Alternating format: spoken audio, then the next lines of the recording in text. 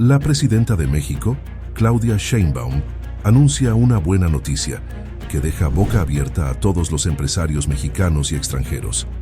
Se viene la semana laboral de 40 horas. La presidenta anuncia que de manera escalonada, nuestro país va por las 40 horas semanales.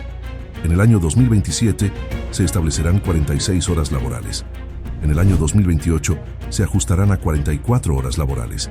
Y en el año 2029 serán 42 horas laborables. Y por último, en año 2030 quedarán establecidas las 40 horas laborales.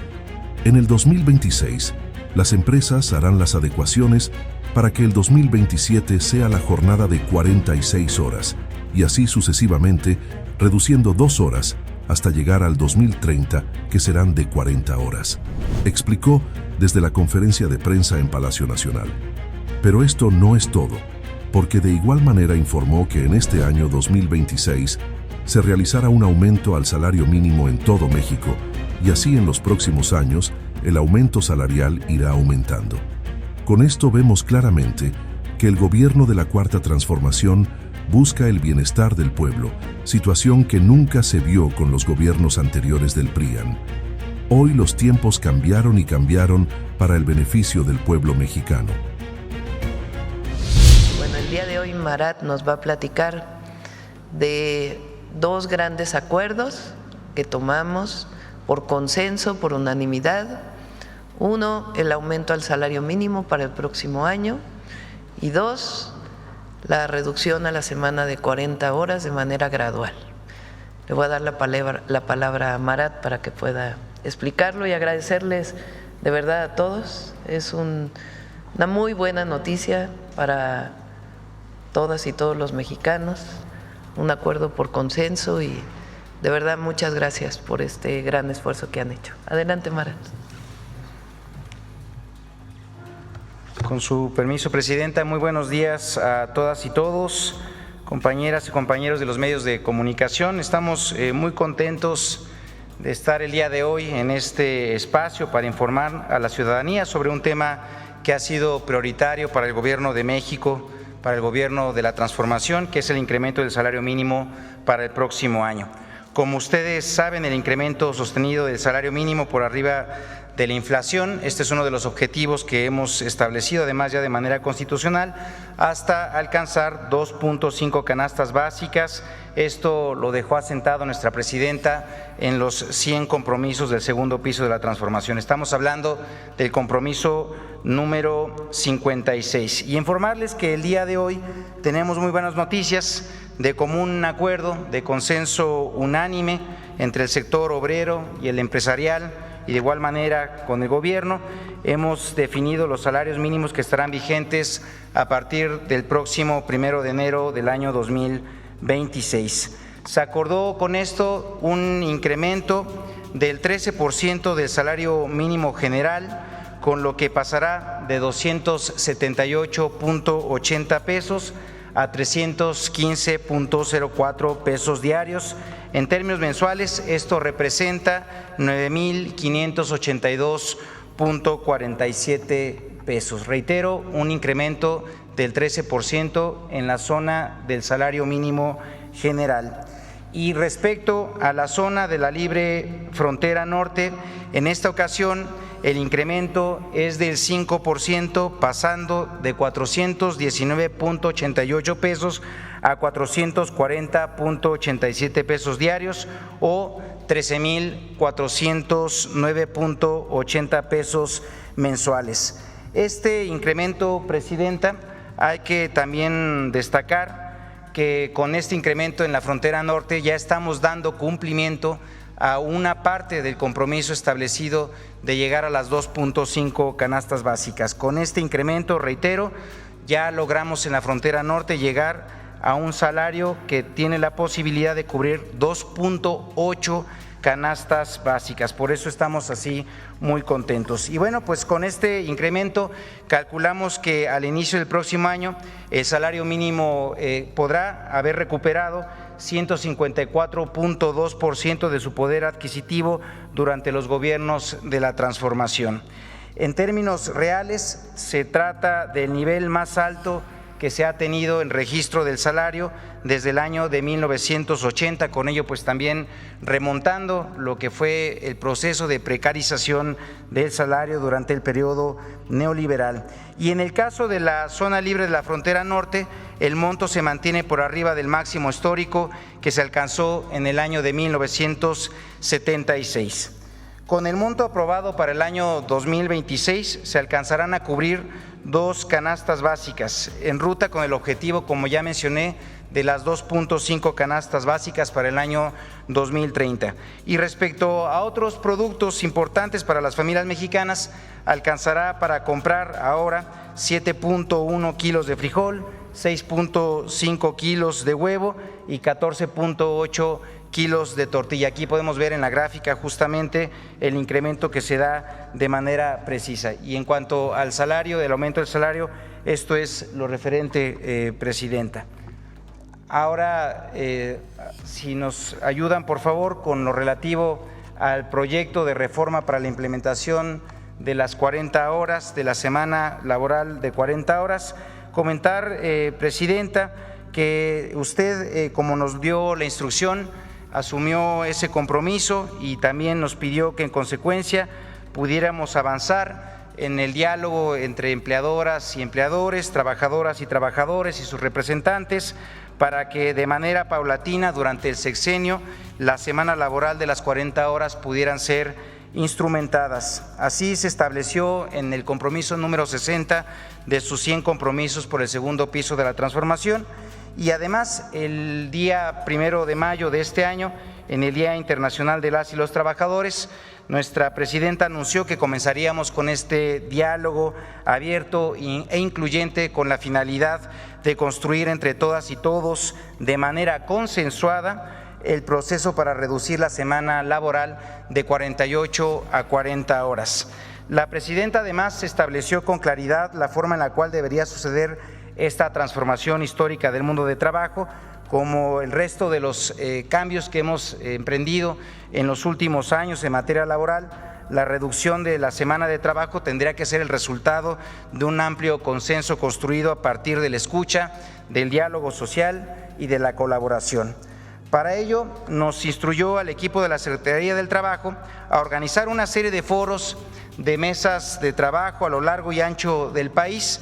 Así, desde mediados del mes de junio y hasta finales de noviembre, en un periodo de cerca de 5 meses, se realizaron más de 40 mesas de trabajo con la participación de más de 2,000 representantes. En estos ejercicios de diálogo participaron trabajadoras y trabajadores, empresarias y empresarios, representantes sindicales, académicas y académicos, diversas autoridades, aportando cada uno desde su perspectiva sus conocimientos y también contribuciones. Como han probado las experiencias previas en otros países del mundo y los estudios realizados además en la Organización Internacional del Trabajo, así como los múltiples especialistas que también han desarrollado investigación al respecto, el reducir la semana laboral trae beneficios no solo para las y los trabajadores, sino también para las unidades económicas y para la economía en general.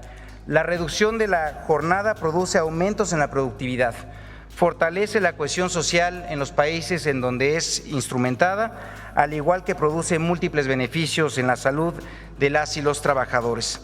Entre los beneficios de la salud se encuentran la reducción de la fatiga y con ello de los accidentes laborales, un mayor equilibrio entre la vida personal, familiar y laboral, la reducción del riesgo de padecimiento de enfermedades del corazón, así como mejoras del autocuidado como es la alimentación, la activación física, el descanso, la socialización, entre otros. Según datos de la Encuesta Nacional de Ocupación y Empleo, la ENOE de INEGI, esto del tercer trimestre del año 2025, en México poco más de 13.4 millones de personas dedican más de 40 horas a la semana en cumplimiento de sus deberes laborales. Así, con la reducción de la jornada laboral, este universo de personas trabajadoras se verán beneficiadas y dispondrán de un mayor tiempo para dedicarlo a lo que mejor consideren. ¿En qué consiste la propuesta de manera muy concreta? Para garantizar los derechos de las y los trabajadores, se establecerá a nivel constitucional, así como también en la Ley Federal de Trabajo, una jornada laboral de 40 horas semanales. Esta reducción de 40 a 48 horas no podrá implicar reducción de sueldos, ni de salarios, ni de prestaciones. Asimismo, por primera vez se establece la prohibición de que los menores de edad trabajen horas extras, así como una implementación gradual y paulatina. Al ser una reforma legal y sobre todo constitucional, desde su presentación y durante el transcurso del año 2026, esta propuesta de cambio tendrá que ser analizada y aprobada en primera instancia por el Congreso de la Unión y en el caso de las modificaciones constitucionales por los congresos de las entidades federativas, contemplando con ello su entrada a vigor en el mismo año. Como ya se ha mencionado en diversas ocasiones, que esta reducción no puede ser de un momento a otro, además atendiendo con ello las recomendaciones del convenio 116 de la OIT, en donde se puedan hacer de manera paulatina estos cambios, integrándolos de manera también progresiva. Esto nos da oportunidad de que avancemos año con año en una reducción de 2 horas a partir del año 2027 para alcanzar las 40 horas en el enero del año 2030. El año 2026, en particular los meses posteriores a la aprobación legislativa correspondiente, fungirán como un periodo de adecuación para que las y los empleadores y las personas trabajadoras organicen, planeen, adapten y de manera conjunta puedan así consolidar procesos productivos en la nueva disponibilidad de tiempo. Con la reducción de la jornada ordinaria de trabajo de 48, 40 horas, se hace realidad la disposición de mayor tiempo para las y los trabajadores para utilizarlo en descanso, en actividades de recreación, garantizando con ello condiciones de trabajo dignas y también mejora en la productividad. Además, se establece un límite para que la suma entre las horas ordinarias de trabajo y las extraordinarias no puedan superar en ninguno de los casos las 12 horas en un día. En concordancia con lo anterior y tal como se contempla actualmente en la ley, el tiempo de trabajo podrá prolongarse de manera extraordinaria siempre y cuando el trabajador o la trabajadora de manera voluntaria accedan a ello. El trabajar horas extras siempre será una decisión de las y los trabajadores, como lo ha sido a la fecha. Ante la reducción de 8 horas de trabajo ordinario, se suman así 3 horas extraordinarias a las actualmente establecidas, resultando así con la posibilidad de trabajar hasta 12 horas extraordinarias a la semana. Es importante reiterar que las horas extraordinarias no forman parte de la jornada laboral ordinaria y siempre son una posibilidad y no una obligación para las y los trabajadores, las cuales además se deben de pagar al doble del salario establecido por las horas ordinarias. Estas horas extraordinarias podrán distribuirse hasta en 4 horas diarias, en un máximo de 4 días en un periodo semanal. Se establece además la prohibición de que las personas menores de edad no puedan trabajar horas extraordinarias, así como que se limitan 4 horas las horas extraordinarias que son pagadas al triple, que actualmente, Presidenta, son ilimitadas. Con ello también les estamos ya acotando a 4. De igual manera, con el objetivo de dar seguimiento a la implementación de la reducción, así como verificar su ejecución, se establece la obligación de las personas empleadoras de contar con un registro que pueda con ello dar cuenta de cuántas son las horas ordinarias y horas extraordinarias utilizadas. La instauración de la semana laboral de 40 horas es una de las políticas que mejor condensa el espíritu del humanismo mexicano. Le devuelve tiempo de vida a las y los trabajadores para que decidan libremente qué hacer con él y de esta manera tengan condiciones para alcanzar tanto el bienestar material como espiritual, porque no debemos olvidar que el tiempo es un recurso finito e irrecuperable. Quisiera con esto agradecerle, Presidenta, por la confianza puesta en el equipo de la Secretaría del Trabajo, que además el día de hoy nos acompaña. Agradecerles además a este equipo que pues nos ayudó a organizar, a sistematizar y avanzar en la construcción de esta propuesta, Por supuesto, también agradecerles a los líderes sindicales, a los representantes de las y los trabajadores, de los empresarios, agradecerles a todos los que se sumaron en las discusiones, en todo lo que pudimos avanzar, en todo ese tiempo que además destinamos a escucharnos, a entendernos y desde ahí construir una propuesta que nos ayude a cumplir con este objetivo establecido por su gobierno, Presidenta. Por último, me gustaría expresar además nuevamente mi admiración a las y los trabajadores de México, quienes con sus luchas, con sus demandas históricas han hecho la realidad los derechos el día de hoy.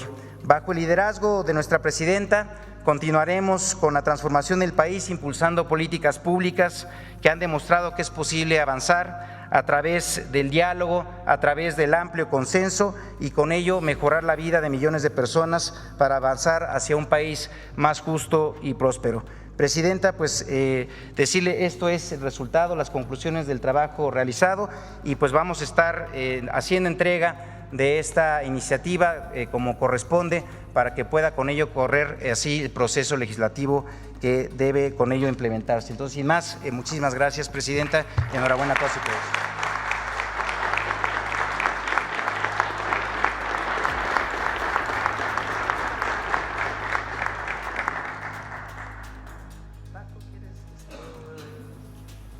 ¿Quién continúa, Marat?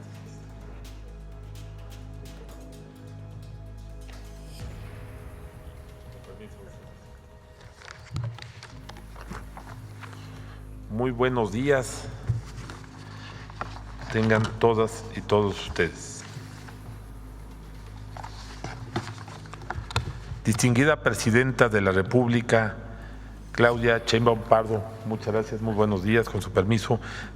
Al titular de la Secretaría del Trabajo y Previsión Social, Marat Baruch Bolaños, saludo con gran afecto. Estimados funcionarios públicos, distinguidos líderes sindicales, los saludo con gran afecto. Compañeros representantes de las diversas organizaciones empresariales, señora Presidenta, aquí están todas las representaciones de los organismos empresariales, están presentes, y también saludo al representante de la OIT, aquí presentes, amigas y amigos medios de la comunicación. Gobierno, trabajadores y empresas siempre hemos mostrado una especial apertura para negociar condiciones que favorezcan a los distintos grupos de población, en especial a los grupos más vulnerables. Afortunadamente, la participación tripartita en el seno de la Comisión Nacional de los Salarios Mínimos, CONASAMI, permite que este tipo de negociaciones se adscriban al marco legal vigente, operen dentro de los cauces del Estado de Derecho y respeten valores fundamentales que son pilares para la economía mexicana, como es el caso del empleo formal, los derechos de los trabajadores, la estabilidad productiva, la seguridad jurídica, la eficiencia y el desarrollo de las empresas y fuentes de empleo de nuestro país. La prevalencia de estos principios permite el desarrollo y el bienestar de millones de familias que se ven favorecidas por mejores condiciones de trabajo y acceso a herramientas más efectivas para el crecimiento de la productividad, salarios dignos y condiciones superiores y crecientes de vida para los trabajadores de México. Con esa orientación es que el Gobierno de la República, las organizaciones sindicales y las representaciones del sector empresarial hemos dado a la tarea de convenir un importante acuerdo en torno a la definición de los salarios mínimos que estarán vigentes en el año del 2026, como lo decía el señor secretario del Trabajo. Este tipo de acuerdos son el resultado del importante esfuerzo que hemos desarrollado en los años recientes para enriquecer el diálogo social en nuestro país y mejorar el poder adquisitivo de los trabajadores y trabajadoras a lo largo del territorio nacional. El arreglo al que tenemos que llegar en el corto y mediano plazo debería ser factible la generación de empleos formales y productivos del 2026 en adelante y mantener un entorno propicio para la sostenibilidad y crecimiento de las empresas. El diálogo social es una herramienta fundamental para procurar consensos. De la mano con el tema de los salarios mínimos, también a nivel tripartito, hemos avanzado en una agenda conjunta de trabajo para diseñar fórmulas adecuadas que permitan encontrar respuestas equilibradas a efecto de reducir gradualmente la jornada laboral para llegar en 2030 a una jornada de 40 horas con la flexibilidad requerida. Y muchas gracias, señora presidenta, muchas gracias, secretario del Trabajo, a las y los trabajadores, a los organismos empresariales que pudimos llegar a estos buenos acuerdos en consenso, como lo ha dicho la señora presidenta, y que en este campo nos congratulamos de un responsable proceso de diálogo tripartito en el que hemos estado trabajando para conciliar intereses de cara a un primer ejercicio que permita avanzar en la reforma constitucional. Creemos que cualquier ajuste de esta materia debe estar alineado con las capacidades económicas de las empresas, su estructura, orientación y ramo de actividad, y la necesaria revisión de los eventuales incrementos en costos laborables y posibles efectos negativos sobre la productividad. Me parece importante reiterar que para el sector empresarial mexicano el desarrollo integral de los trabajadores y sus familias es una prioridad, ya que esto traerá beneficios para las empresas y para la sociedad en general. El sector empresarial aquí representado con todos los representantes de los organismos está comprometido a enriquecer el diálogo social, lo mismo que a mantener y fortalecer la paz laboral bajo un entorno estable y productivo que nos beneficie a todos. Muchas gracias. Muchas gracias, señor presidente.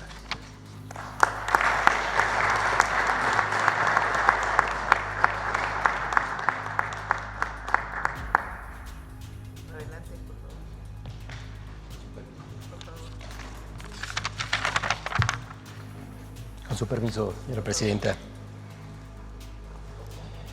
Buenos días a todos. Hoy se da un paso importante en la justicia social para los trabajadores. Reconocemos el cumplimiento del compromiso que hizo nuestra presidenta el 1 de mayo de que se diera inicio al debate para llegar a los acuerdos sobre cómo implementar la reforma laboral de 40 horas a la semana. Muchas gracias, presidenta, por hacer suyo también esa demanda legítima de los trabajadores. De igual manera, le agradecemos al maestro Marat Bolaños por escucharnos a todos con los distintos puntos de vista y propuestas, por su visión y compromiso de impulsar una agenda política laboral para alcanzar un bienestar compartido y con justicia social. Desde la promulgación de la Constitución de 1917, que sentó las bases de los derechos laborales con sentido social y humano, no se habían considerado en ninguno de los cambios en nuestra legislación laboral en más de un siglo la jornada laboral. La evolución del trabajo en todos estos años ha traído grandes avances y mejoras en la elevación de la productividad y la generación de riqueza. Por ello es justo que con el avance de la tecnología en los procesos productivos y de servicios también traiga una mejora en la calidad de vida de los trabajadores. Esta propuesta de reforma se da después de un largo proceso de análisis y discusiones de los diferentes sectores. En ella están las propuestas de los trabajadores. Por ello, los trabajadores la respaldamos, no solo la respaldamos, sino también la defenderemos. Al sector empresarial le reconocemos su voluntad para que avancemos en esta reforma. Proponemos que trabajemos juntos en este proceso de implementación. Tenemos propuestas concretas para cada sector y para cada tipo de empresa. Con esta reforma tampoco queremos efectos negativos. Por ello, los trabajadores aportaremos los que nos corresponda. De la mano con el Gobierno de la República, las organizaciones de trabajadores reiteramos el compromiso y la responsabilidad de cumplir con nuestra razón de ser en el desarrollo integral de los trabajadores y de nuestra nación. Tenemos el reto de construir un país con justicia social. Muchas gracias, presidenta, por su apoyo.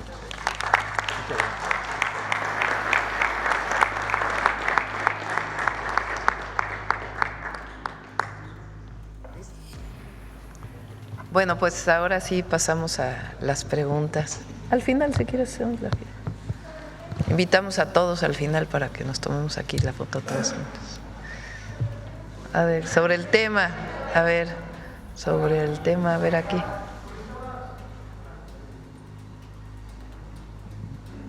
Gracias, Presidenta. Buenos días, Joana Flores de Grupo ASIR. Sobre este tema, Presidenta, preguntarle, bueno, hemos visto cómo se ha mantenido el tema de la inflación, pero ¿cómo van a garantizar que para 2026 también con este incremento salarial se pueda controlar la inflación en el país? No está aquí la Secretaría de Hacienda, pero es algo que trabajamos con ellos, no está aislado. Trabajamos con ellos también consultaron con Banco de México y no tiene impactos en la inflación.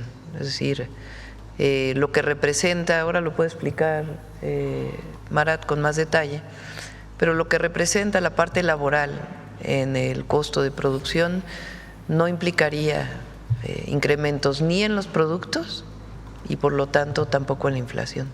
No sé si quieres comentar algo más, Marat. Sí.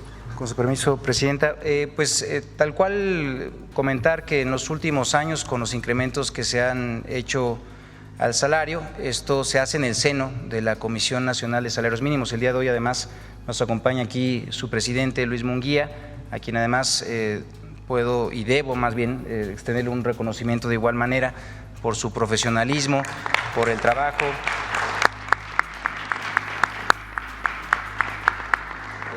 que ha desempeñado al frente de esta comisión, y ahí decirles que es un espacio de deliberación, de discusión, de un nivel técnico muy alto, en donde hay también contribuciones muy importantes por parte de los trabajadores y por otra parte también de los empleadores. Y en las discusiones, dentro de lo que también se analiza, pues es evidentemente las proyecciones que vienen y derivan de los cálculos tanto del Banco de México como incluso hasta de la propia comisión. Y en eso pues se hacen los planteamientos y en seguimiento a esos planteamientos es que se hacen las propuestas. Nunca se hace una propuesta que esté por encima o fuera de los cálculos que se tengan establecidos, y pues para muestra basta un botón. A la fecha ha habido un incremento, como ya mencionamos, de cerca del 145%, y eso no ha significado un incremento en inflación.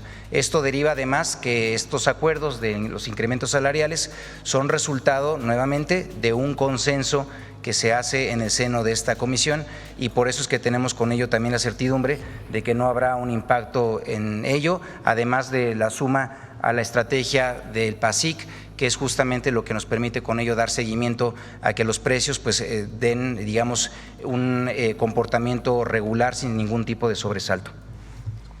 Gracias, Presidenta. Y también con respecto a la jornada laboral, no sé si me quiera contestar alguien del sector empresarial, pero durante este periodo de discusión se hablaba también de algunos riesgos, como que iba a tener costos para las empresas, para los empleadores, porque iban a tener que contratar quizá mayor personal, o incluso se hablaba también de despidos para migrar a sistemas más automatizados. A ver cómo van a garantizar pues que efectivamente no exceden este tipo ni de despidos y que se garanticen las condiciones laborales.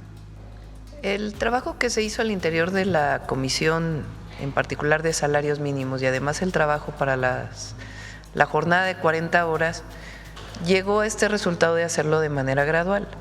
El 2026 las empresas harán pues las adecuaciones necesarias para garantizar que en el 2027 sea la jornada de 46 horas y así sucesivamente, reduciendo 2 horas hasta llegar al 2030, que ya sería de 40 horas. Se ha demostrado en el mundo entero. Recientemente leía una nota de uno de los países nórdicos que incluso redujeron a 36 horas porque ha representado mayor productividad para las empresas. Incluso en el caso de servicios, hotelería y otras áreas, por eso se tomó la decisión de que fuera de manera gradual. Entonces no implica ni mayores costos para el sector empresarial, sino en algunos de ellos incluso mayor productividad. Y es un acuerdo de consenso. Esto hay que tomarlo en cuenta, porque cuando se habla de polarización del país o de otros temas, fíjense, todos los acuerdos en el mundo del trabajo se han tomado por consenso en la Cuarta Transformación, todos. Y ha habido cambios muy profundos. El aumento del salario mínimo. A ver, pon otra vez la gráfica. Durante años se dijo que no podía subir el salario mínimo, que eso iba a provocar inflación, que ya no iba a haber inversión en el país extranjera, y estamos en récord de inversión extranjera directa, no ha habido inflación y el salario mínimo está aumentando del 2018 a la fecha en 154%. Recuerden que el salario mínimo en el 2018 estaba en 123 pesos, 124, y ahora llega a 315 para el próximo año. Si vemos, ve la siguiente gráfica. El nivel más alto del salario mínimo en nuestro país fue en el 76, en 1976. Correspondería, esto está en pesos constantes evidentemente, ¿no? Porque han pasado muchos años, hasta 3 ceros le han quitado al peso. Está en pesos constantes, es como si los pesos de 1976 equivaldrían a los pesos del 2025 o 26. Entonces incluso todavía estamos por debajo del salario mínimo que tenían las y los trabajadores en 1976. Y el objetivo es, en acuerdo, poder llegar a un nivel similar. Entonces, fíjense los cambios que ha habido. Aumento al salario mínimo, de manera muy importante. Desaparición del outsourcing, que parecía como algo imposible de alcanzar, y a partir de acuerdos, negociaciones, diálogo, se llegó a lo que tenemos ahora, que es que no puede haber subcontratación. Tercero, todo lo que tiene que ver con la justicia en el mundo laboral, que cambió radicalmente. Las pensiones también aumentaron. ¿Qué más? Reparto de utilidades, lo que ha implicado. Y ahora la semana de 40 horas. Vacaciones. Afores, disminuyeron las comisiones de las afores. Fíjense, plataformas digitales,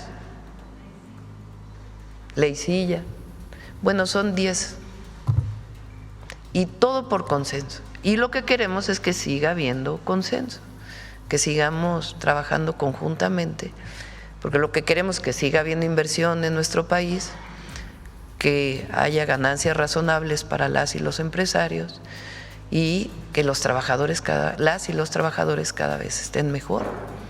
De un salario de 3,000 pesos a un salario de 9,500 pesos, y con una canasta básica o una parte de la canasta básica que no solo no aumenta, sino disminuye el precio gracias al acuerdo del PASIC, pues es un muy buen acuerdo. Si a esto le sumamos el acuerdo voluntario, porque también es voluntario, con las y los gasolineros para tener un precio máximo de la gasolina, pues eso ayuda mucho a no aumentar inflación y que siga habiendo mejora en la calidad de vida de las y los trabajadores. ¿Qué ha logrado eso? 13.5 millones de mexicanos menos en la pobreza. Y la prosperidad compartida solo se puede dar si es prosperidad para los que menos tienen. Si la prosperidad se concentra en ciertos sectores de la población, pues no es compartida. Dicho de otra manera, por el bien de todos, primero los pobres. Gracias, presidenta. Y en otro tema, preguntarle si ya recibió usted esta lista de los 10 aspirantes para la Fiscalía General de la República. La terna, son 3 mujeres. ¿Quiénes? Ya lo van a dar a conocer en un rato. Ya la envió entonces al ratito. De una vez. Hoy tenemos este tema, miren, ¿para qué combinamos? Esta es la mejor noticia que podemos recibir para Navidad, Año Nuevo. Este es en este momento lo más importante. Solo preguntarle por qué consideró únicamente a 3 mujeres y no a algún Pues porque hombre. es tiempo de mujeres. Y preguntarle también, bueno, si ya nos puede decir si viajará a Washington el viernes para el sorteo. Yo creo que sí voy a ir. Yo creo que sí voy a ir. Ya viajaría el jueves, el mismo viernes. Mañana les platicamos cómo va a estar. Tendría que ser es un evento muy corto. Ayer hablé con el presidente de la FIFA y también Secretaría de Relaciones Exteriores tuvo conocimiento a través de el Departamento de Estado de los Estados Unidos, que por supuesto que estoy invitada y que estaría contento el presidente Trump de recibirnos allá. Entonces, ayer hablé con el presidente de la FIFA, es un evento muy corto, en realidad. Va el primer ministro de Canadá, el presidente Trump, por supuesto, y su servidora, y nada más estaría la apertura de la pelotita que se acostumbra, para ver qué grupo nos tocaría encabezar. Ya después nos retiramos y ya viene todos los grupos, cómo se van definiendo. Entonces es un evento muy corto, pero es un buen momento para estar los dos presidentes y el primer ministro de Canadá juntos, dando esta imagen pues de que América del Norte y nuestro compromiso comercial pues sigue adelante. Independientemente de que se reuniría con Donald Trump, todavía no está definido. Si fuera el caso sería una reunión muy breve, pero pues todo parece indicar que sí vamos. Buenos días, Shaila Rosagel, corresponsal de Grupo Gili, El Imparcial de Sonora, La Crónica de Mexicali y Frontera de Tijuana. Presidenta, me gustaría saber si además del bienestar de los trabajadores, si han considerado algún impacto en la economía, además de lo que ya se habló aquí, productividad, o si han analizado algún otro indicador que nos pudieran comentar en la implementación de las 40 horas. Sí, ¿para? Sí, con su permiso, Presidenta, pues comentar que se tiene además planteado en seguimiento a la implementación de esta reforma un ejercicio de seguimiento tal cual como menciono, con una serie de representaciones tanto del mundo empresarial como de los trabajadores para ir dando seguimiento a esto. Pero decirles que en realidad llegamos a este consenso, a este acuerdo, justamente viendo cuáles son todos los posibles efectos que se pudieran tener, y sí comentarles nuevamente que pues el acuerdo justamente planteó en que se hiciera una vía factible, viable y también de común acuerdo, para que con ello también todos los posibles efectos pues tuvieran pues un seguimiento tal cual. Pero en principio decirles que la gradualidad nos ayuda mucho en ese aspecto.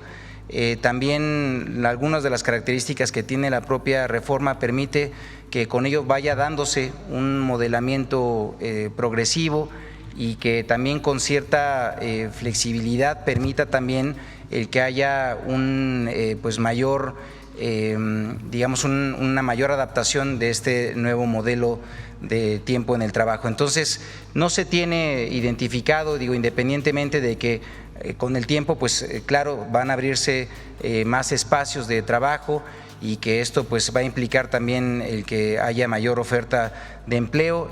Pues también lo que podemos decir es que como México no es el único país que ha avanzado en la implementación de una jornada de 40 horas y además muchos países ya lo han hecho también de manera gradual, podemos decir que también han podido ya ser constatados los beneficios de esa implementación gradual sin mayor impacto. Entonces estamos muy ciertos que con la medida que se ha implementado, con los acuerdos que se han logrado, vamos a tener con ello un modelo muy sólido que va a dar beneficios con toda claridad y nitidez para las y los trabajadores y también para la economía. Ahora vamos a acabar más temprano para poder firmar y tomar la foto. ¿Dijo, Presidenta? Ya fueron muchas notas hoy, ya. Presidenta. Demasiadas. Ajá.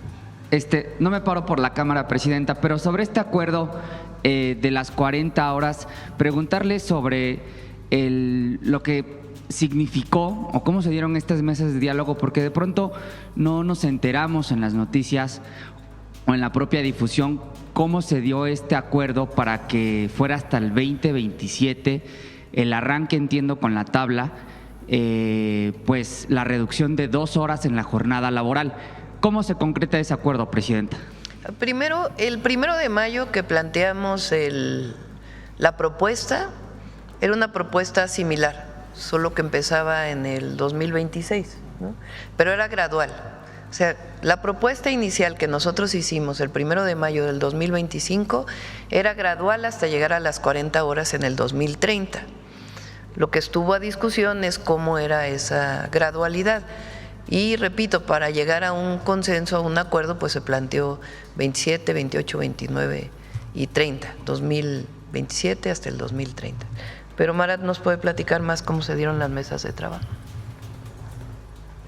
Sí, como ya mencionábamos, esto derivó de un amplio ejercicio de diálogo. Se hicieron mesas regionales para con ello aglutinar estados que tienen más o menos la misma vocación económica.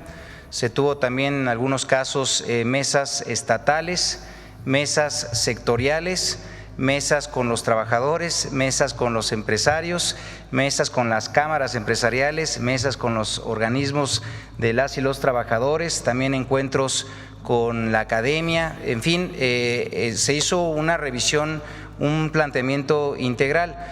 También, como les reitero, en esto pues ya mucha experiencia ha corrido en diversos países en el mundo, y por la otra el cumplimiento de un convenio que es el 116 de la OIT, en donde también deja de manifiesto cuáles son algunas de las recomendaciones que se dan para la implementación progresiva. Y en ese sentido, pues una de esas recomendaciones que fue cumplida a cabalidad fue el que se realizaran estos ejercicios de diálogo.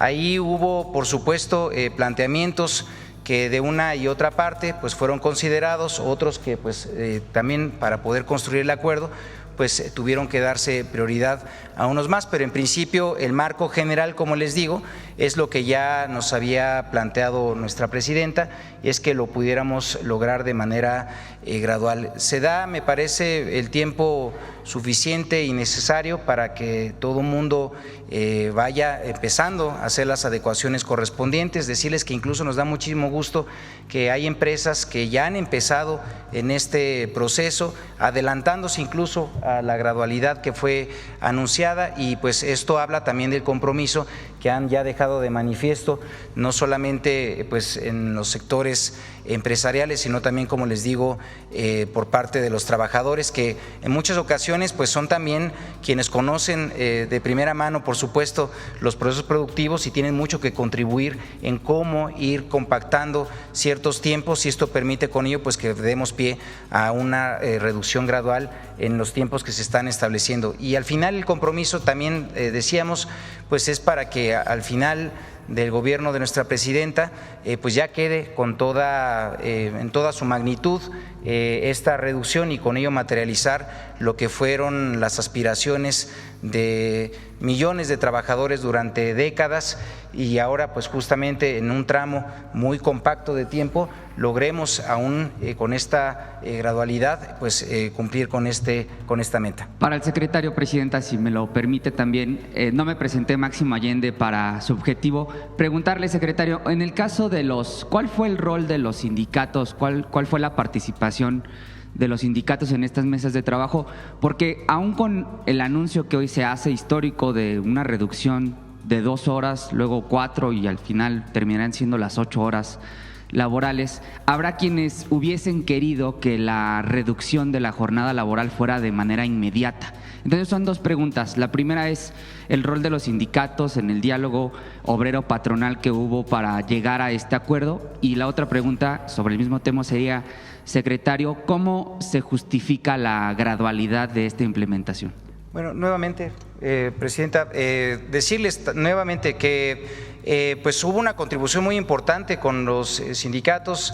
Estuvimos viéndonos mucho, estuvimos dialogando muchísimo, hubo planteamientos también que ya tenían incluso con muchísima solidez, ya trabajos muy claros sobre cómo lograr este aspecto, el de la implementación de la jornada. Fue una participación muy activa, reitero, no solamente, además tenemos que decir que participaron las representaciones sindicales, sino también hubo representaciones de trabajadores no sindicalizados, hubo también recepción de colectivos, se escuchó también esas voces. Entonces pues fue, digamos, una visión en ese sentido amplia.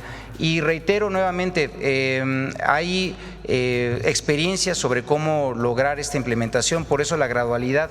Si preguntan cómo llegamos a ella, pues bueno, primero a través del diálogo, que es lo que ya mencionamos, fueron propuestas que se fueron acercando hasta que lográramos cuál iba a ser esa ruta de implementación. Por la otra, pues toda la jurisprudencia internacional que ya existe al respecto, particularmente de la OIT, y también por la otra la experiencia que en otros países pues han mostrado ya pues buenas prácticas que fueron también recogidas, algunas de ellas, y que fueron condensadas en esta propuesta. Entonces decirles, pues fueron muchas las contribuciones que se hicieron, también por supuesto del sector empresarial. Esto permitió también que con ello pues hubiera un avance de consenso, y pues nos da mucho gusto porque estamos cumpliendo nuevamente con el objetivo que se estableció de arranque de gobierno. Gracias, Presidenta. Sí es importante que sepan, no es un trabajo sencillo el que hizo Marat y su equipo.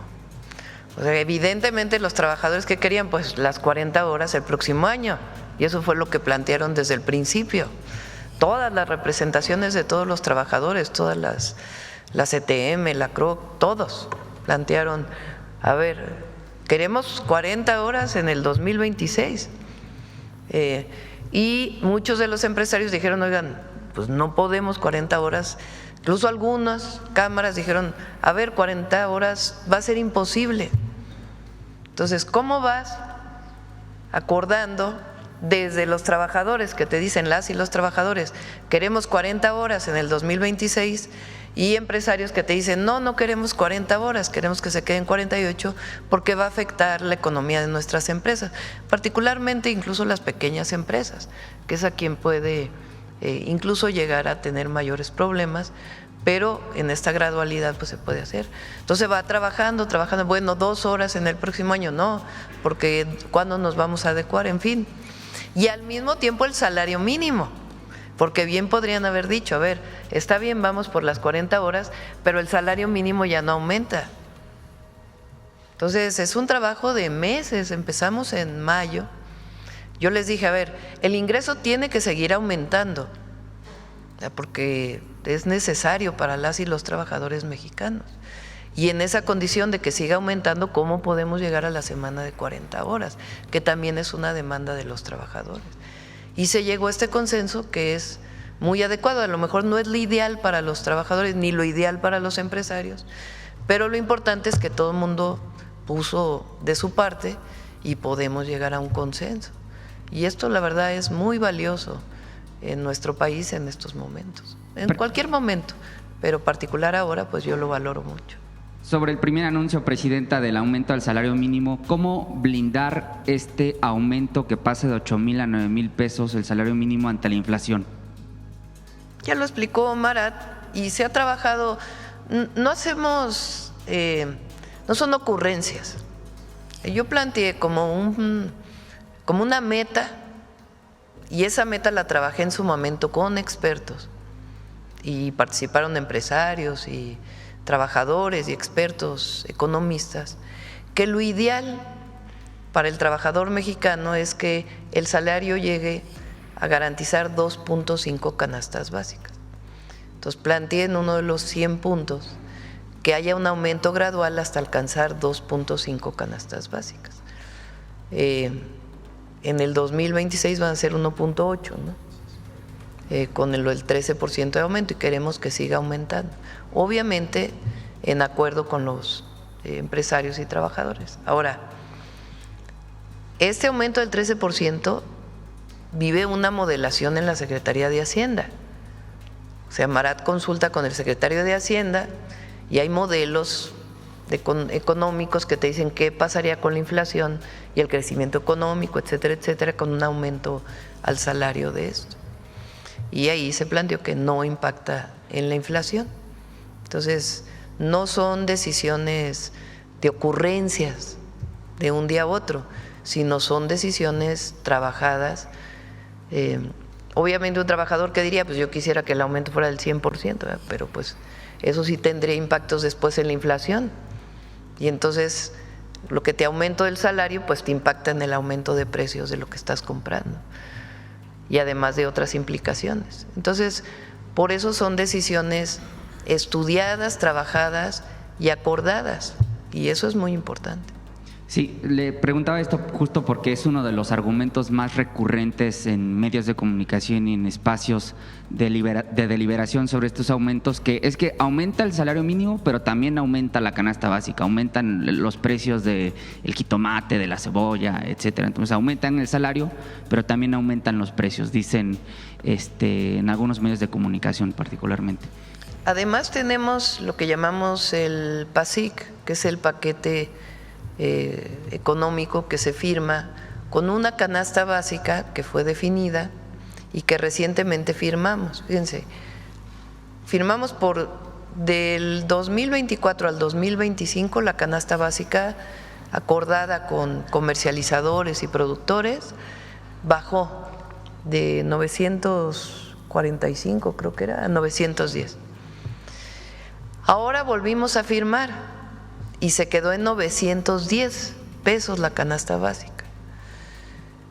Si consideramos que hay 3% de inflación, o 2.5, 3% de inflación, pues quiere decir que ahora cuesta menos la canasta básica de lo que costaba hace 6 meses. Entonces, son instrumentos que usamos de no imposición, o sea, no imponemos un precio a un producto, sino llegamos a acuerdos voluntarios que nos ayudan a que no haya inflación y al mismo tiempo mejorar las condiciones de vida de los que menos tienen. Fíjense, además en esto, nuestro programa de vivienda pues está atendiendo a los que ganan 1 y 2 salarios mínimos con el Infonavit. Entonces, un trabajador formal va a haber aumentado su ingreso en 1,000 pesos, casi, y para el próximo año, y además tiene la posibilidad de acceder a vivienda del Infonavit, ganando un salario mínimo. Entonces, pues obviamente que es mejorar la calidad de vida y el bienestar de las familias. Presidenta, si me permite otro tema económico que tiene que ver con los polos de desarrollo. En el Estado de México arrancó una jornada de ciclos de informes de trabajo. Y en Ciudad Nezahualcóyotl efectivamente se va a construir un polo de desarrollo en el marco del Plan Oriente.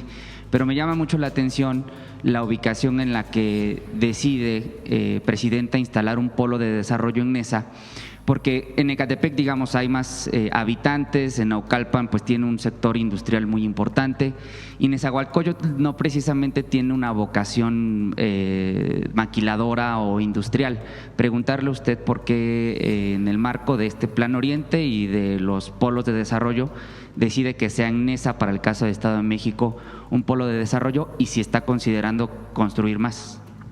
A ver, lo primero es que la inversión de las empresas, pública o privada, pero principalmente privada, para el sector manufacturero, no solo se da en los polos de bienestar. Nuestra meta son 100 parques industriales que se están dando en muchos lugares ya. No sé, Altagracia, ¿cuántos parques va? Tenemos 20 ya inaugurados. 20, o sea, de los 100 que nos planteamos, 20 parques industriales ya inaugurados.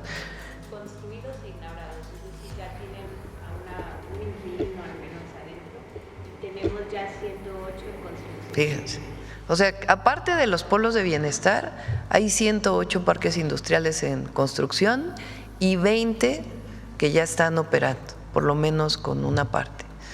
Y es lo que definimos como Plan México. Entonces, la inversión no solo se da en los polos de bienestar.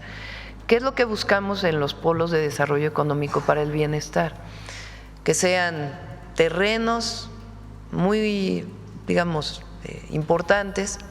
La mayoría tienen más de 30 hectáreas, hay algunos que tienen 3,000 hectáreas, en donde se puedan poner clústeres de ciertas empresas, clústeres, empresas de cierto tipo, como por ejemplo farmacéutica, que se pueda poner en un determinado lugar. Se tiene que desarrollar el área, ahí mismo va a haber vivienda, va a haber un centro de salud y el desarrollo de industria principalmente. ¿Qué característica tienen los polos de bienestar? Son terrenos que aporta el municipio. Entonces Neza levantó la mano y dijo, yo tengo un terreno en donde quisiera que hubiera un polo de bienestar. En ese polo de bienestar hay incentivos económicos. Hay incentivos económicos para la inversión en general, no importa el lugar. Lo que buscamos es que lo que use más agua, pues se instale en el sur-sureste del país, que es donde hay agua. Pero hay incentivos hasta cierto nivel. Y en los polos de bienestar hay todavía más incentivos. Entonces, en ENESA, pues fue el presidente municipal de ENESA quien dijo, yo tengo un terreno que sería muy bueno que hubiera el desarrollo de algún tipo de industria aquí. Y así ha sido. Terrenos municipales, estatales o federales que se ponen a disposición para que sean polos de desarrollo económico. Por último, Presidenta, a propósito de la encuesta que hoy da a conocer el Heraldo de México, que la mantiene con el 73% de la aprobación. Vamos a ponerla, ¿no? Es para que a algunos les dé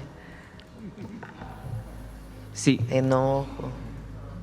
Preguntarle, Presidenta, porque en redes sociales, jóvenes, en el marco de la marcha del Tigre, le conocen en redes sociales, han convocado, Presidenta, a el perreo por la paz, con la música o la canción que se viralizó de que construyamos más preparatorias cerca de la casa.